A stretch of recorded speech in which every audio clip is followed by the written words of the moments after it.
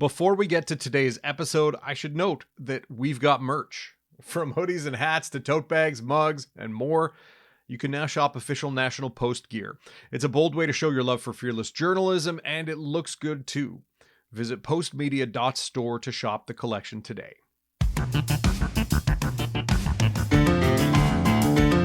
The fight between separatists and federalists in Alberta appears to be coming to a head with an anticipated vote this October on whether the province remains in Canada. The movement has seen its popularity grow among some Albertans, but how did we get to this point? I'm Dave Breckenridge, and this is 10-3. Journalist Tyler Dawson, author of a new book called The Republic of Alberta, An Idea That Won't Go Away, joins me to discuss the history of the movement, what has led to this latest push for independence, and what lessons Federalists should take in trying to win a victory for unity this October. Don't forget you can find us on Apple Podcasts, Spotify, Amazon Music. I'd love it if you could leave us a rating, a review, and tell your friends about the show.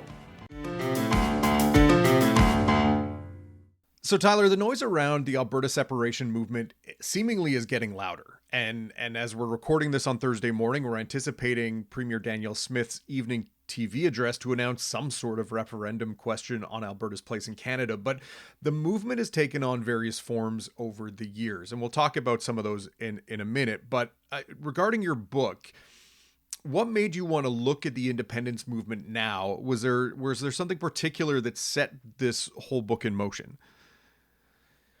Well, in the summer of last year, people had sort of started talking about separatism again. It had been sort of off the boil for a couple of years, so to speak, sort of down from the previous high watermark in sort of 2018, 2019.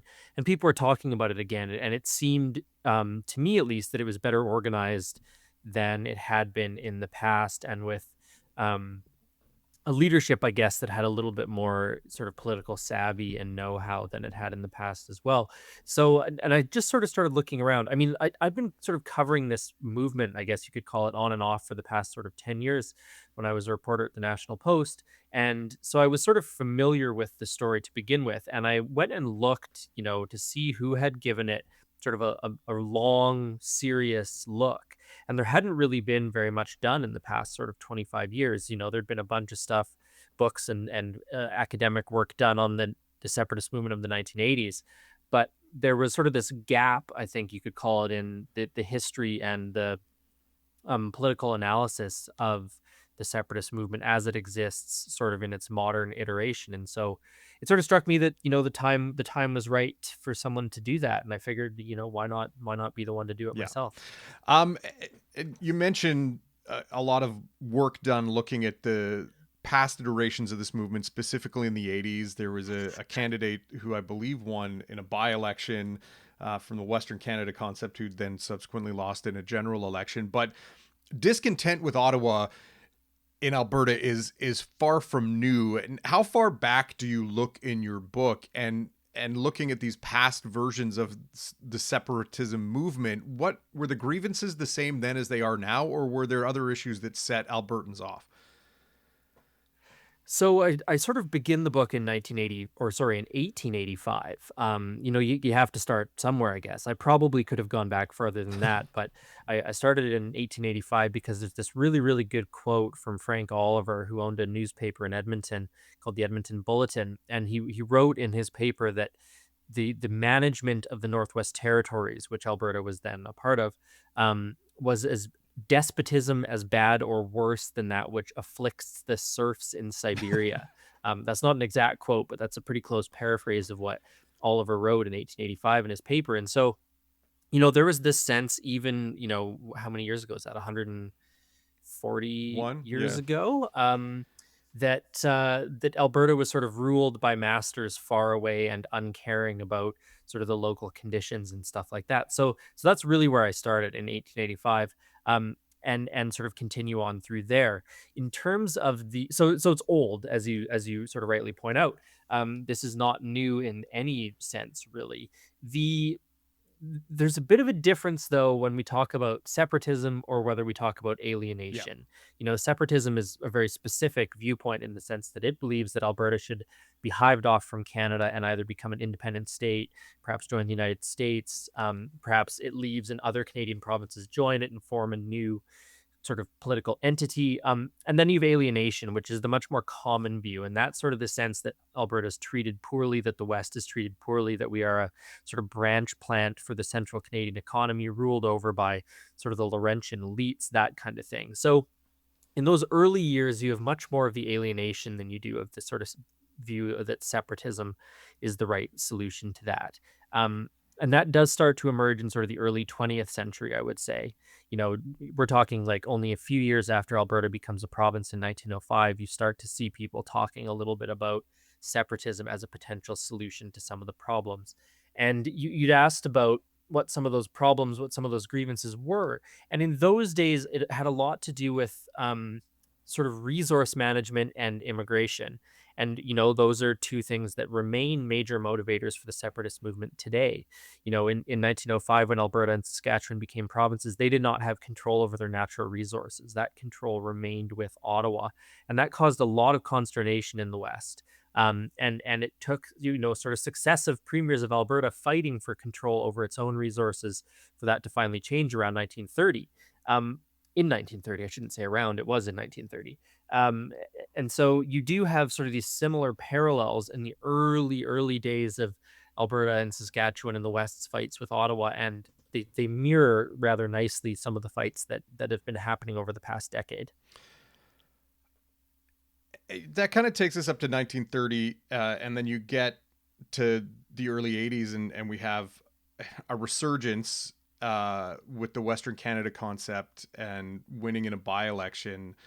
What changed in those years? I know, you know, Alberta and Saskatchewan got control of its resources in 1930, but then we start to see the oil boom and concerns about those natural resources, and we started to see, you know, more fights between Alberta and Ottawa, especially around oil production, even into the Peter Lougheed era of Alberta politics.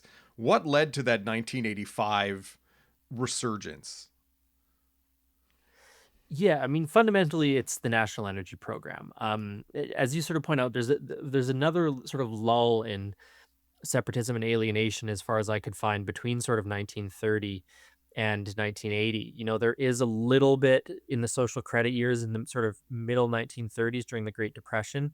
There's, you know, the sense that Ottawa did not take the conditions in the West quite as seriously as it perhaps should have, did not pony up resources to help folks out during the Depression, that sort of thing. And then there's this other fight that social credit has with Ottawa over banking regulations, and there's a little bit of chatter about separatism there, but nothing really serious. And so it is sort of, and then, you know, you have the Official Languages Act in the late 1960s that sort of irritates people out west. You have these sort of ongoing provocations, I think you could say, through the 1960s, 1970s, but they don't really coalesce into a movement with any sort of power until the 1980s. And I think it's really the National Energy Program that galvanizes people in those years. So 1980, you know, you've had a series of oil price shocks because of wars and conflicts in the Middle East. Pierre Trudeau's government introduced the National Energy Program, which sort of sets a price basically for Canadian oil in order to keep prices down, and insulate it a bit from the price shocks that the global oil market's seeing. Of course, tamping prices down also tamps down profits for Alberta producers. There's this sort of massive freak out in Alberta. Justifiable or not, it has lingered, you know, in the 45 years since. It's a really big deal. It can't really be underplayed, how significant the National Energy Program was in terms of sort of permanently altering the political relationship between Alberta and Ottawa, and the perception, I think, that many Albertans have of Ottawa. So that's really the galvanizing incident, I think you could say. You know, there's certainly some scholarly debate over whether or not more harm was caused by the National Energy Program versus the sort of price collapse that you see a little bit later in the Yeah. 1980s. But that's sort of neither here nor there. The point is, you have these sort of separatist organizations emerge that are fairly powerful. You've mentioned the Western Canada concept. That's sort of the big one. You also have the West Fed Association. That's the other sort of influential group. And, you know, they're holding meetings, they're holding rallies, they're organizing politically. And in 1982, you have Gordon Kessler, who's an oil scout, rodeo cowboy. He runs for the Western Canada Concept in Olds Didsbury and in a by-election, and he wins. You have, for the first time ever, a separatist elected to a provincial legislature outside of Quebec. Yeah. Big deal. However, a few months later, there's a general election, which you also pointed out, 1982 general election. Gordon Kessler loses his seat. So he had like a few months when he was in the legislature before he loses his job. But you do have in that 1982, you have the Western Canada concept net about 12% of the popular vote. This is an absolute high watermark in terms of political influence for the party. Even though they didn't win a seat, they got 12% of the popular vote. So pretty significant there, sort of riding this wave of outrage. Even I think now we think of Peter Lougheed as standing up very, very strongly and fighting very, very strongly for Alberta and the West through the 1980s against Pierre Trudeau, whether that's in constitutional negotiations or negotiations over the National Energy Program. But at the time, certainly people felt like he was not doing enough, and those were the people that gravitated towards the WCC and WestFed. Um, but this all goes away. 1985, the NEP comes to an end. Brian Mulroney then becomes prime minister. Pierre Trudeau's out. And again, the sort of separatist movement, the motivations for it, they really sort of start to fade. And of course, the other major factor in this is you have a regional party emerge that is really influential, and that's the Reform Party of Canada. We'll be right back.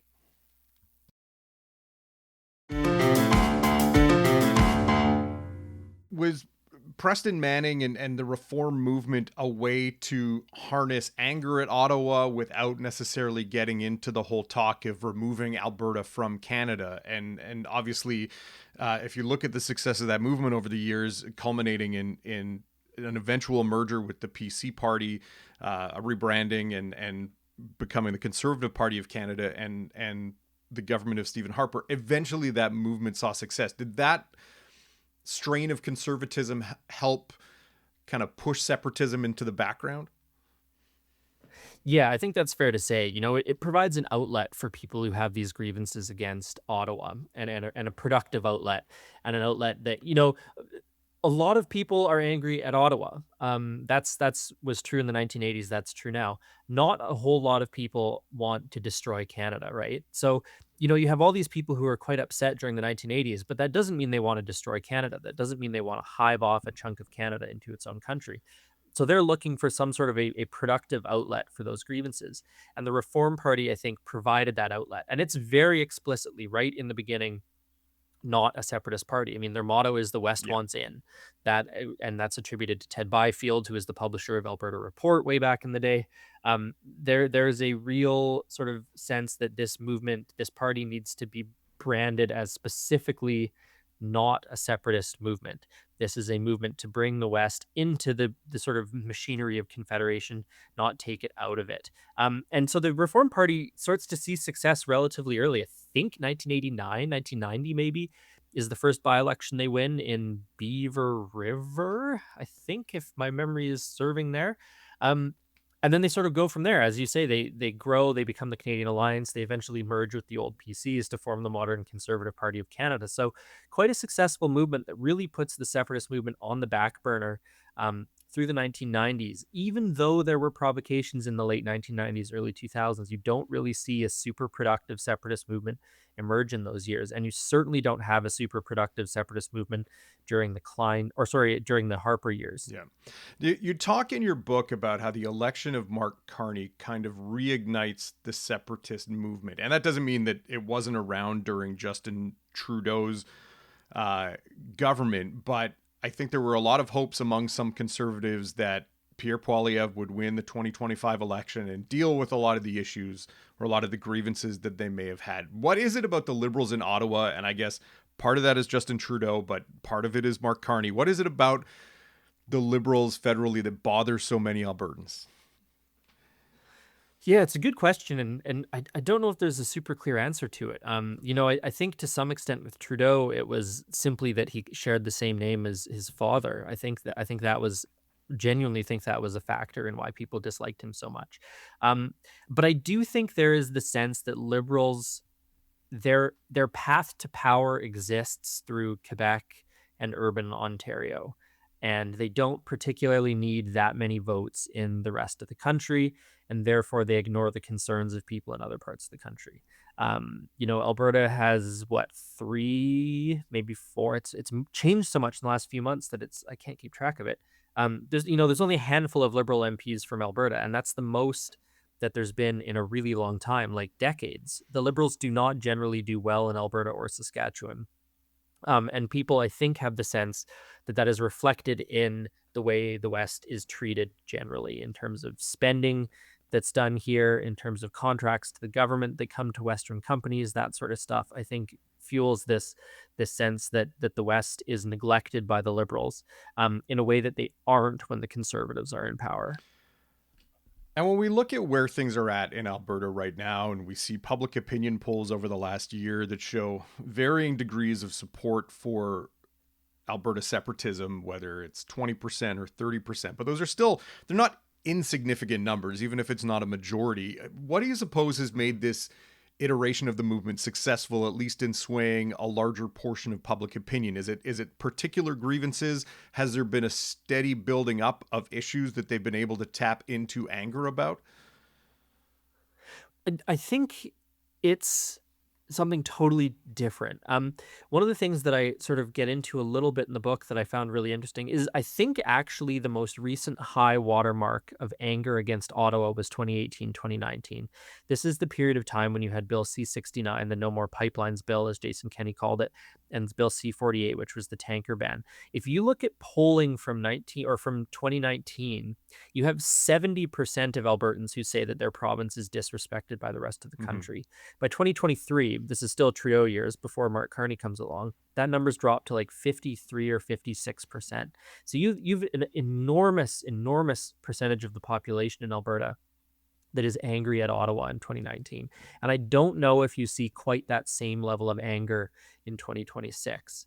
But something's going on here, obviously. You do have this sort of powerful, influential political movement that's going on, even if perhaps the sort of society wide anger is a little bit less than it used to be. And so I think there's a couple things that are going on. The first is quite simply that social media is an incredibly powerful organizing tool. That was true in 2018, 2019. That was true in 2015, though. So you can't say that social media is the only thing that did it. Although I think social media probably helps distinguish why the movement in the 2010s and 2020s is more effective maybe than it was in the 1980s. It just simply organizes more people. So social media is a factor. The bigger factor, I think, is the COVID-19 pandemic. You had people across the country in Alberta who were all of a sudden paying attention to politics in a way that they hadn't before. They were very upset. They were very angry. They organized to protest against COVID-19. You had the convoy to Ottawa in 2022. You had these robust social media networks pop up. You had a podcast network that popped up. You had influencers that popped up.